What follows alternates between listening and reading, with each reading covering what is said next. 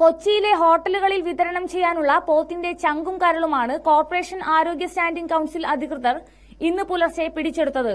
Tsunami എന്ന് വിളിപ്പേരുള്ള ഈ ചങ്കും കരളും ഒരാഴ്ചയോളം പഴകിയതാണെന്ന് പരിശോധനയിൽ കണ്ടെത്തി. 1000 കിലോ വരുന്ന പഴകിയ ഇറച്ചിയാണ് പിടിച്ചെടുത്തത്. ഇത് നമ്മൾ ഏത് ഹോട്ടലിൽ പോയി ബീഫ് വാങ്ങിയാൽ ലഭിക്കുമെന്ന് കാണാൻ പറ്റാവുന്നത് പതരും ലിവറുമാണ് കൂടുതൽ ലഭിക്കുക. അത് ഈ ഇറച്ചിയാണ്. ഇത് വ്യാപകമായ രീതിയിൽ മുഴുവൻ ഹോട്ടലുകളിലും വിതരണം ചെയ്യുന്നുണ്ട്. ഇതിന് ശക്തമായ നടപടി നഗരസഭയുടെ ഭാഗത്തുനിന്നുണ്ടാകും. കർണാടകയിലെ ഹൂബ്ലിയിൽ നിന്ന് ട്രെയിൻ വഴിയാണ് ഈ പഴകിയ ഇറച്ചി കൊച്ചിയിലെത്തുന്നത്. കുറഞ്ഞ വിലയ്ക്ക് ലഭിക്കുന്നതിനാൽ സുനാമിക്ക് ആവശ്യക്കാർ ഏറെയാണ്.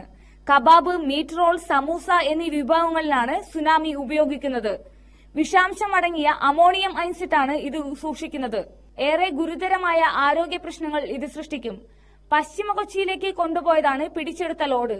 മട്ടാഞ്ചേരി സ്വദേശി കൊച്ചുകോയ എന്നയാൾക്കെതിരെ പഴകിയ ഇറച്ചി വിതരണത്തിന് കേസെടുത്തിട്ടുണ്ട്. Aparna AR, Kochi, India vision.